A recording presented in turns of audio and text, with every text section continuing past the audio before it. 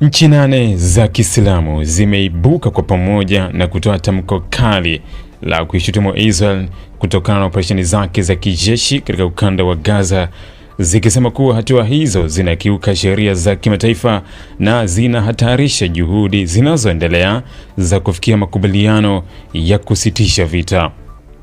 Tamko hilo limetolewa na Qatar, Jordan, Falme za Kiarabu, Indonesia, Pakistan, Uturuki, Saudi Arabia na Misri, mataifa ambayo yameonyesha wasiwasi mkubwa kuhusu mwelekeo wa mgogoro huo unaoendelea.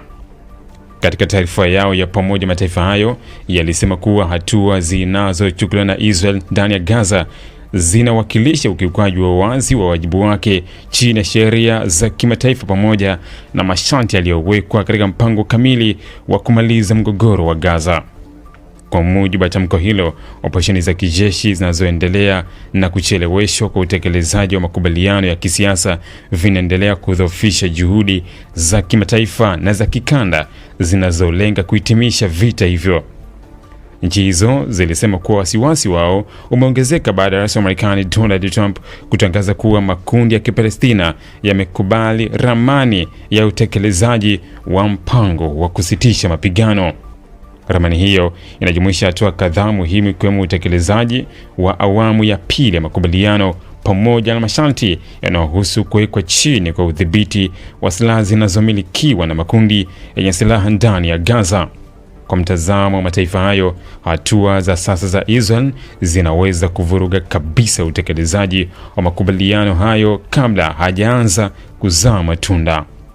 Tamko hilo lilisisitiza kuwa kuendelea kwa operesheni za kijeshi kunatishia kuharibu mchakato wa kisiasa uliokuwa ukitarajiwa kuleta utulivu wa kudumu katika eneo hilo.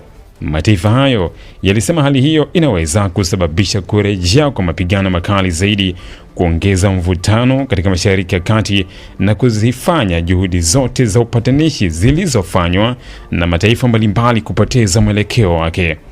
Aidha, viongozi wa nchi hizo walieleza kuwa hali ya kibinadamu ndani ya ukanda wa Gaza imeendelea kuzorota kwa kasi. Walisema kuwa mamilioni ya raia bado wanakabiliwa na uhaba mkubwa wa chakula, maji safi, dawa, huduma za afya na makazi salama kutokana na miezi mingi ya mapigano. Kwa maoni yao, hatua yoyote inayochelewesha utekelezaji wa makubaliano ya amani itaongeza mateso ya wananchi ambao tayari wameathirika vibaya na vita. Mataifa hayo pia yalitoa wito kwa jumuiya ya kimataifa kuongeza shinikizo kwa pande zote ambazo zinahusika ili kuheshimu makubaliano yaliyowekwa na kuhakikisha hatua zinazofuata za mpango wa amani zinatekelezwa bila kucheleweshwa. Yalisisitiza kuwa suluhisho la kudumu haliwezi kupatikana kwa nguvu za kijeshi pekee, bali kupitia mazungumzo ya kisiasa, kuheshimu sheria za kimataifa na kulinda maslahi ya raia.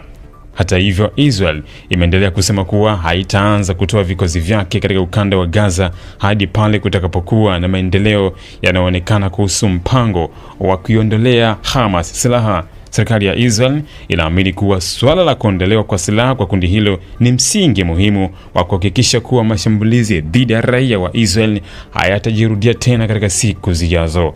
Maafisa wa Israel wameeleza kuwa kuondoka kwa jeshi kabla ya kufikiwa kwa lengo hilo kunaweza kuipa Hamas nafasi ya kujipanga upya kijeshi, kurejesha uwezo wake wa kupigana na kutishia usalama wa Israel. Kwa sababu hiyo, Tel Aviv imeweka wazi suala la usalama kuwa sharti la kwanza kabla ya kuanza hatua yoyote ya kuondoa wanajeshi wake kutoka Gaza. Msimamo huo wa Israel umeendelea kukosolewa na mataifa mengi ya Kiarabu na Kiislamu ambayo yanaamini kuwa kuchelewesha utekelezaji wa makubaliano ya kusitisha mapigano kunaweza kusababisha mazungumzo yaliokuwa yanaendelea kuvunjika kabisa. Wanaonya kuwa hali hiyo inaweza kufungua ukurasa mpya wa mapigano makali zaidi, kuongeza idadi ya vifo kwa raia na kuifanya hali ya kibinadamu kuwa mbaya kuliko ilivyo kwa sasa. Tofauti hizi za misimamo zinaonyesha changamoto kubwa zinazozikabili juhudi za kidiplomasia katika kumaliza vita vya Gaza.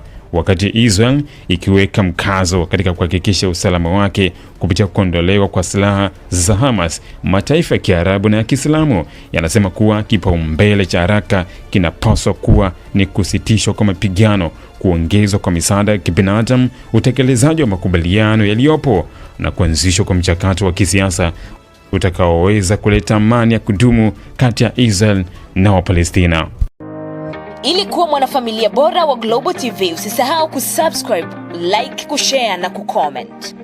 Baada ya kusubscribe, bonyeza alama ya kengele ili kupata taarifa kwa kila video inayopanda Global TV Online.